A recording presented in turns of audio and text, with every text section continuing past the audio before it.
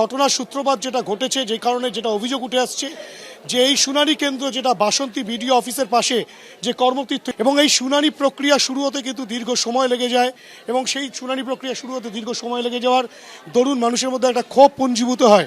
এবং তারপরে যেটা অভিযোগ উঠছে যে শুনানি প্রক্রিয়া দীর্ঘ সময় পর হওয়ার পরেই যেটা দেখা যায় যে রীতিমতো মানুষ ক্ষুব্ধ হয়ে ওঠেন। তারপরে যেটা অভিযোগ উঠে আসছে যে শুনানি প্রক্রিয়া চলছে, যারা সেখানে হাজির হচ্ছেন তাদেরকে কিন্তু কোনো রকমভাবে কোনো অ্যাকনোলেজমেন্ট স্লিপ দেওয়া হচ্ছে না। যে শুনানি বন্ধ হয়ে গিয়েছিল সেই শুনানি কিন্তু চলছে। এসডিপিও ক্যানিংয়ের নেতৃত্বে বিশাল পুলিশ বাহিনী বর্তমানে কিন্তু এখানে রয়েছে। কিন্তু যে চিত্র আরেকটা দেখাবো, শুনানি প্রক্রিয়া যেমন চলছে তার পাশাপাশি ভাঙচুরের যে চিত্রটা তৈরি হয়, যেখানে কিন্তু উত্তেজনার পরিস্থিতি তৈরি হয়েছিল, এর ভাঙা অংশ কিন্তু এখানে পড়ে রয়েছে। ঠিক এভাবেই চেয়ার টেবিল উল্টে ভাঙচুর চালানো হয়। এবং যারা শুনানি প্রক্রিয়ায় হাজির হয়েছিলেন তাদের বক্তব্য, প্রথমত শুনানি প্রক্রিয়া শুরু করতেই দীর্ঘ সময় অতিবাহিত হলো।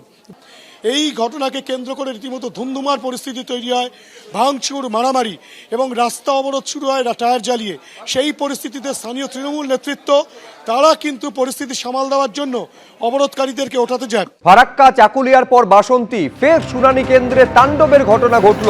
এসআইআর চলাকালীন আইন শৃঙ্খলা রক্ষায় সুপ্রিম কোর্টের কড়া বার্তা গতকাল ছিল, কিন্তু তারপরেও একই ছবি দেখা গেল, সেই হিংসা, সেই অশান্তি এবং তাণ্ডবের ছবি। বাসন্তীতে এসআইআর এর শুনানি চলছিল, সেখানে এই ছবি দেখতে পাচ্ছেন। চেয়ার টেবিলে ব্যাপক ভাঙচুর চালানো হয়েছে।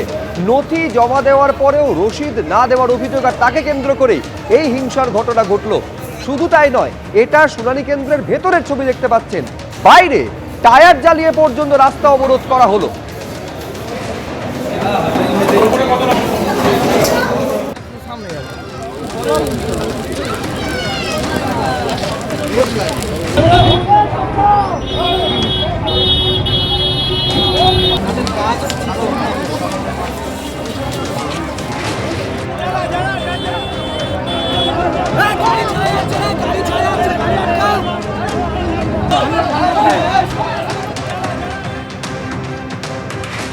বাসন্তীর এই বিক্ষোভের ছবিটা বলে দিচ্ছে ফারাক্কা চাকুলিয়ার পর পরিস্থিতির বদল হলো না। যেভাবে দফায় দফায় উত্তপ্ত হয়ে উঠল, এসআইআর চলাকালীন আইন শৃঙ্খলা রক্ষায় সুপ্রিম কোর্ট গতকাল কড়া নির্দেশ দিয়েছিল, তারপরেও চলল তাণ্ডব। বাসন্তীতে এসআইআর শুনানি কেন্দ্রে তুলকালাম পরিস্থিতি তৈরি হলো। নথি জমা দেওয়ার পর রসিদ না দেওয়ায় অভিযোগ তোলেন স্থানীয় মানুষজন।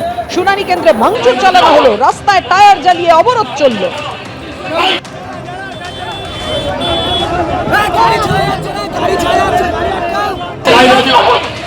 মহিলাদের জন্য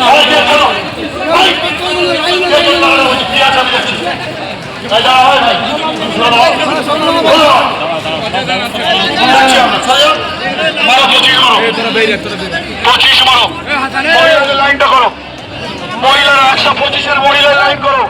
কাগজপত্র গুলো নিয়ে এসছো, প্রত্যেকটা কাগজে সই করে হাতে ধরে রাখুন। কতটা ভোগান্তির শিকার হচ্ছে? প্রচুর। আপনাদের কি অ্যাকনোলেজমেন্ট স্লিপ দেওয়া হচ্ছিল না? কি দেওয়া হচ্ছিল?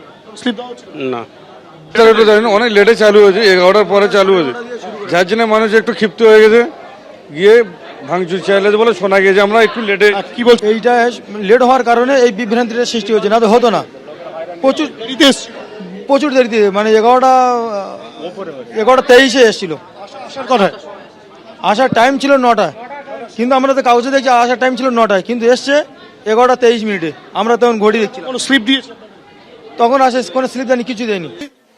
আজকের যে ঘটনাটা ঘটেছিল, একটা টাইমের মিস্টেকের জন্য কিছু বিক্ষিপ্ত ঘটনা এখানে ঘটেছিল। তারপরে আমরা আসার পরে পুনরায় শান্তিপূর্ণভাবে পুলিশ প্রশাসনের সহযোগিতায় আবার মানুষ হিয়ারিংয়ে উপস্থিত হয়েছে। ভেতরে প্রবেশ করতে পারে, নিয়ম তো নিয়ম কোর্ট তো কালকের রায় দিয়েছে, বিএলএ 2 যারা আছে তারা থাকতে পারবে। বিএলএ 2? আমি বিএলএ 2 এর মধ্যে আছি। আপনার নাম রয়েছে? নাম আছে, নিশ্চয়ই আছে। বিএলএ 2-তে নাম থাকলো না থাকলো বড় কথা নয়, মানুষের পাশে আমরা থাকবো। 10টা নাম এসছে, এসটি কোটার নাম 10টা বাদ এসছে। একদম ধরে ধরে মুসলিম সংখ্যাগরিষ্ঠ এরিয়াগুলো সেইগুলো ধরে ধরে এনআরসি করে পরিষ্কার করে তাদের মানে পরিষ্কারভাবে তাদের ডাকা হচ্ছে। এবার পরে ওরা বাদ চলে যাবে, ওরা এনআরসির খাতায় যাবে, কি ওদের পরে নামগুলো বাদ চলে যাবে। বিভিন্ন রকম একটা অসহযোগিতা, একটা মানে সাম্প্রদায়িকের উপরে নির্মমভাবে অত্যাচার চালিয়ে যাচ্ছে, যেটা কেন্দ্রের যেটা বিজেপি সরকার যেভাবে চালিয়ে যাচ্ছে, সেটা তারা আমরা ধিক্কার জানাই, নিন্দা জানাই। এবিপি আনন্দ, এগিয়ে থাকে, এগিয়ে রাখে।